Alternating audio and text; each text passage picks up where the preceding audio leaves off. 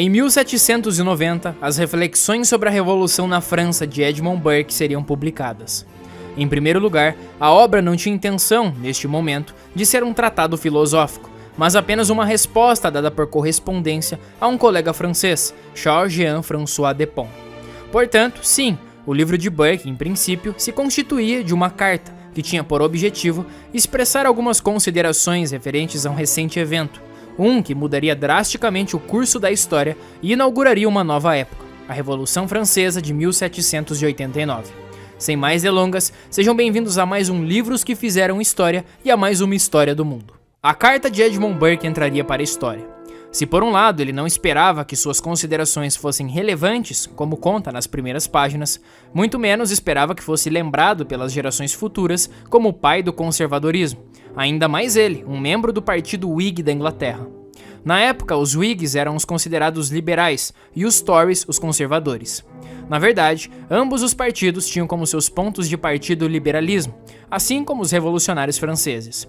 Porém, as correntes liberais se dividiriam durante a história, passando a sustentar posições diferentes. Na Inglaterra, os grupos liberais se dividiriam, dando origem aos Whigs, mais ansiosos pelas reformas e pelas reivindicações, e os Tories, mais exitosos, procurando outros caminhos que não os das grandes mudanças. Na França, porém, o movimento se radicalizaria, resultando na Revolução Francesa de 1789. Isso posto, fica mais fácil compreender o porquê de alguns grupos contemporâneos de Edmund Burke sustentar a ideia de que a Revolução Francesa possuía a mesma natureza da Revolução Gloriosa da Inglaterra, que instituiu a famosa Declaração de Direitos, documento que posteriormente daria origem ao Bill of Rights. Dentre os argumentos desses grupos, 3 eram os principais. O primeiro era que desde aquele momento os ingleses tinham adquirido o direito de escolher os seus próprios governantes. O segundo defendia que tinham o direito de destituí-los por má conduta. E o terceiro, que poderiam instituir o próprio governo.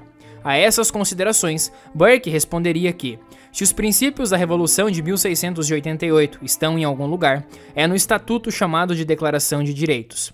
Nesta sábia, sóbria e prudente declaração, elaborada por grandes advogados e grandes estadistas, e não por entusiastas apaixonados e inexperientes, nenhuma palavra é dita, nenhuma sugestão é feita sobre um direito geral de escolher os nossos próprios governantes, de destituí-los por má conduta e de instituir nosso próprio governo. Fica evidente na primeira parte da carta que, para além de reflexões sobre os eventos revolucionários da França, Burke estava preocupado, sobretudo, com a própria Inglaterra.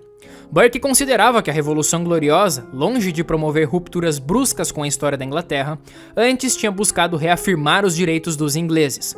Sobre a Declaração dos Direitos, ele dizia: "Você vai notar que desde a Magna Carta até a Declaração de Direitos, é política uniforme de nossa Constituição reivindicar e afirmar nossas liberdades como herança inalienável deixada para nós por nossos antepassados e transmiti-la à nossa posteridade." Percebe-se, portanto, que ele atribuía um sentido de continuidade para a Revolução Gloriosa, tendo um caráter muito mais reformador do que revolucionário. O tom, porém, muda quando se trata da Revolução Francesa. Burke parte da ideia de que os revolucionários, em vez de reformar o edifício francês, mantendo sua base sólida e as coisas boas que existiam até então, preferiram colocar abaixo e, na tentativa de construir um novo, perfeito e às pressas, fracassaram de maneira grosseira. Para Burke, os franceses foram incapazes de enxergar virtude e sabedoria na própria história, tanto na sua cultura quanto nas suas instituições. Na carta, Burke dizia: "Vocês possuíam todas essas vantagens em seus estados antigos, mas preferiram agir como se nunca tivessem sido moldados em uma sociedade civil e pudessem recomeçar do zero. Vocês começaram mal porque começaram por desprezar tudo que pertencia a vocês." Diderot não viveria o suficiente para ver a sua famosa frase sendo colocada em prática: "O homem só será livre quando o último rei for enforcado nas tripas do último padre." Porém, a premissa se cumpriria. Os séculos de iluminismo pós-Idade Média na França teria como resultado a sua revolução, promovendo um verdadeiro massacre, principalmente de religiosos, e se concretizando com a execução do rei Luís XVI sob o governo ditatorial de Robespierre, onde inclusive a própria mãe de Robespierre seria executada. Neste contexto, a crítica de Edmund Burke não fica apenas no plano factual.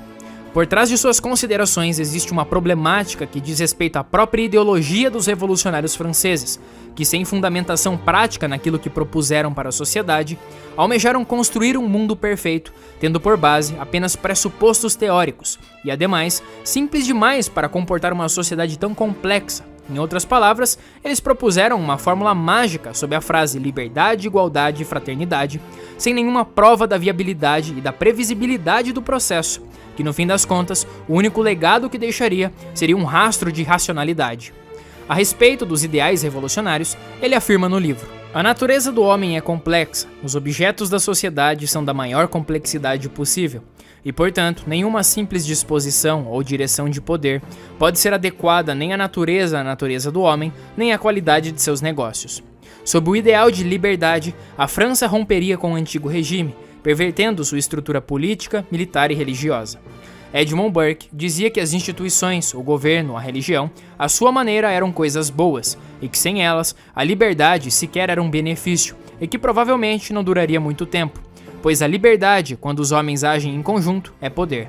Sem querer, Burke acabaria prevendo os rumos da Revolução, com a ascensão de Robespierre no poder e posteriormente com Napoleão. Em seu livro, Burke também faria considerações acerca da situação caótica da França pós-Revolução. Sob um aspecto econômico, ao expropriarem a igreja, ação por várias vezes condenadas ao longo de sua carta, eles terminariam por mergulhar o próprio país numa grave crise. Na tentativa de suprir as deficiências públicas com os bens da igreja e da nobreza, que basicamente se constituíam de terras, fariam com que os preços dessas mesmas terras fossem desvalorizados. O motivo é simples: lei da oferta e da procura. Muitas terras, preços mais baixos. O problema aumentou quando a moeda sumiu do mercado francês. Quem tinha capital investiu nessas terras, fazendo com que a França padecesse pela escassez monetária. A solução encontrada seria a impressão do papel moeda. Foi um verdadeiro tiro no pé. Como consequência, a moeda francesa ficaria desvalorizada, a inflação aumentaria e a economia se tornava especulativa. A crise econômica, atrelada ao caos político de fragmentação, isso é, da divisão da França em vários departamentos administrativos, como propunham os revolucionários, piorariam ainda mais as relações comerciais do Estado, posto que ninguém investiria num território com tantos problemas. Nas palavras do próprio Burke, eles encontraram sua punição no sucesso: leis derrubadas, tribunais subvertidos, indústria sem vigor, comércio definhando, os impostos não pagos, mas com o povo ainda pobre. Uma igreja saqueada, sem o alívio do Estado. Anarquia civil e militar como constituição do reino. Tudo que era humano e divino sacrificado ao ídolo do crédito público, tendo a falência nacional como consequência. Para todos os efeitos, as reflexões sobre a Revolução na França de Edmund Burke ecoaria pelos séculos seguintes. Burke, sem a intenção de escrever um tratado filosófico, seria o primeiro a produzir uma síntese de ideias que olharia com desconfiança para os novos ideais da época. Chamaria atenção para o problema das soluções meramente teóricas, bonitas no papel, mas falsas na prática.